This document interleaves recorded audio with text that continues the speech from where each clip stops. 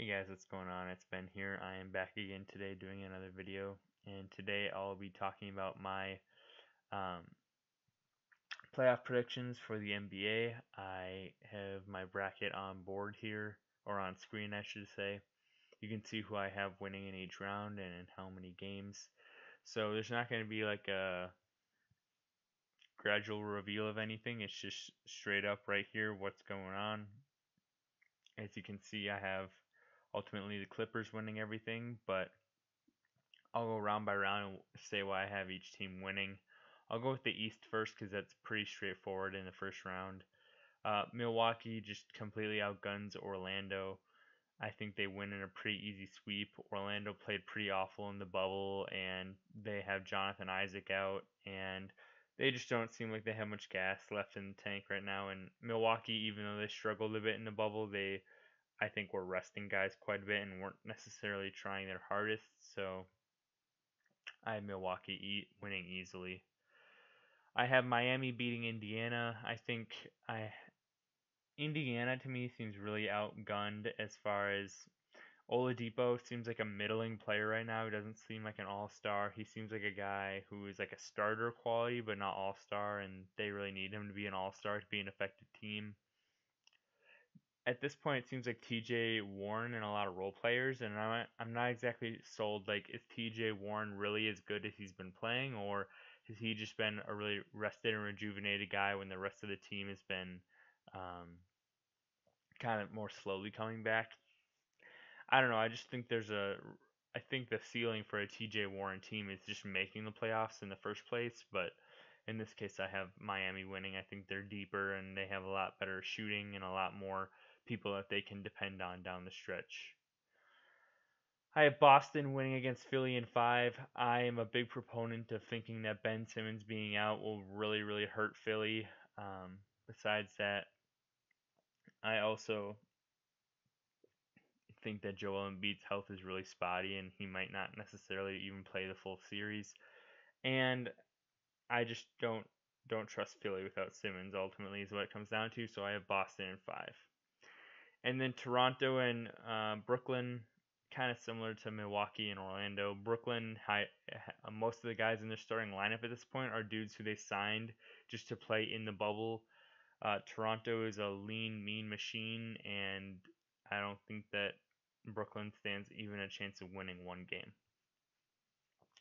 In the semis in the East, I have Milwaukee beating Miami in 6 games. Miami did, I think, take every game from Milwaukee in the regular season this year, but um, I think Giannis is ultimately the best player in the series, and I don't know that Miami necessarily has a great guy to guard him. I guess it's Bam, but then you have like Andre Iguodala trying to guard Brook Lopez on spot up threes, which is um, questionable to me as far as him being able to contest a 7-footer and Lopez. Um, I think when you kind of run down this list, you'd probably say Milwaukee has like 3 of the 4 best players. Well, I guess I'm forgetting about Bam Adebayo, but I feel like this is a pretty even series, but it comes down to like um, Giannis is just on a way higher level than Butler, and so I think the Bucks win this. But I actually think the supporting cast are relatively equal in like their talent level. I just think that Giannis is a lot better than Jimmy. As far as Boston and Toronto, I think Boston's gonna win um, in 7. I think it's gonna be a great series, but to me, the way I'm seeing it is that Boston just has a lot more. I think a lot more options that I would trust down the stretch. Like I trust the quartet of Jaylen Brown, Kemba, Tatum, and Hayward more than I trust the quartet of Kyle Lowry, Pascal, Van Fleet, and I guess you'd say at this point it's Norman Powell. Like I get that Van Fleet and Powell played good in the regular season, and that Fred had his moments in the playoffs last year, but I'm just not completely sold on them like as legitimate options on a championship team with Kawhi gone. I believe in Lowry, I believe in Pascal, but I just don't know 100%. And I feel like Boston is more top heavy, and um, like Kemba versus Lowry, I'd say it's kind of a wash. Tatum versus Pascal, I'd say it's kind of a wash. But then I think Jaylen Brown and Hayward are a lot better than Powell and Van Fleet to me. So I'm taking Boston in 7.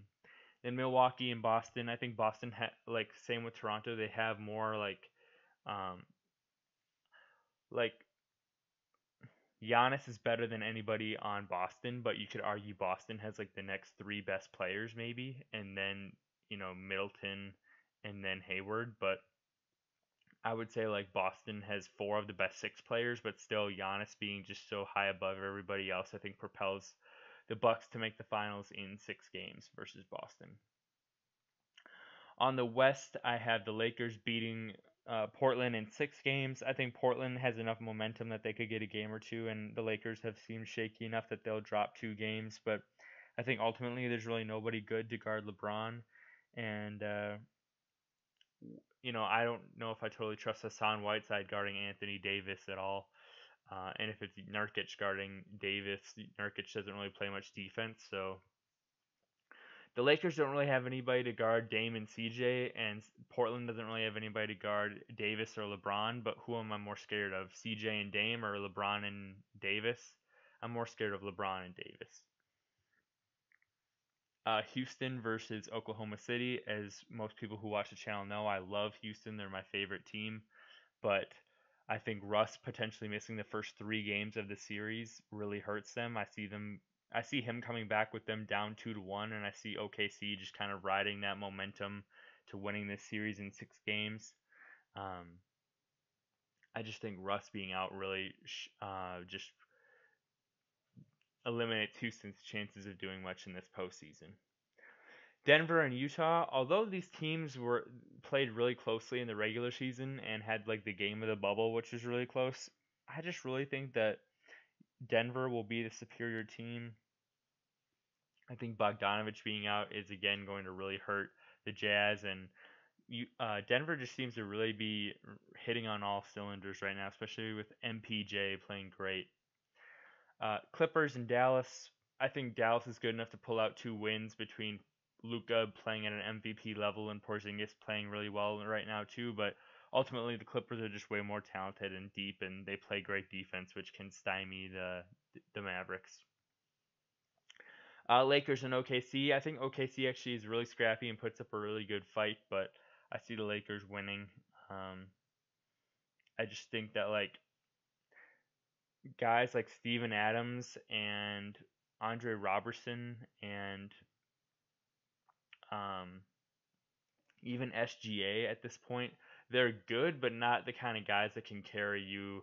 I don't think super consistently at this point in a playoff series. Like SGA just hasn't had much experience, and Steven Adams is one of those dudes who like on his best night he's going to give you like 16 points, 14 rebounds, but on his worst night he's going to give you like 2 points and like 8 rebounds. And I feel like he might have some of these playoff moments where like his stat line at the end of a game is like 2 points, 4 points, something like that, and then like 8 rebounds, where you're kind of like, man, he played 34 minutes and that's all he did. Especially with a Lakers team that's super huge that can really gobble up a lot of rebounds too. And I think Chris Paul will do really well in this series, but again, like, do we have Gallinari? Who's like, is Gallinari guarding Anthony Davis or is he guarding LeBron? Either way, whoever he has to guard, that person's gonna go off. Um, so I have the Lakers. Denver and the Clippers, I'd say Clippers in 6, mainly because I think although Denver has a lot of depth, they're still really young and really inexperienced, and I just think the Clippers are basically have just as much depth but a lot more experience and probably the better talent overall too. You could argue, you could even make an argument that like who's better between Paul George and Jokic, but I think for sure Kawhi is better than Jokic, so I have Clippers moving on. Then I have the Clippers winning in 6 versus the Lakers. I'm only giving the Lakers 2 games because of Davis and LeBron. I'm just respecting them enough to give each guy a win. But I think at this point the Clippers seem like a lot more stacked, and the Lakers have been struggling quite a bit. Even though they've been actually trying really hard, they dropped a lot of games in the bubble, so I don't trust them. So I have Clips moving on. And then in the finals, I have Clippers winning in 7, and I think it's going to be a great series. I think Giannis will play amazing, but I think the Bucks defense will actually do really well too. But ultimately, I think the Clippers are just too much between Kawhi and Paul George. That's just a better duo to me than Giannis and Middleton. And I also like the supporting players of, like, let's say, Montrez, Harrell, Lou Williams, Marcus Morris. I like that trio better than, let's say, Eric Bledsoe, Brook Lopez, and Dante DiVincenzo. So there you have it, guys. Those are my playoff predictions. Hope you guys enjoyed the video. Hope you check out some others, and I will see you next time. Bye.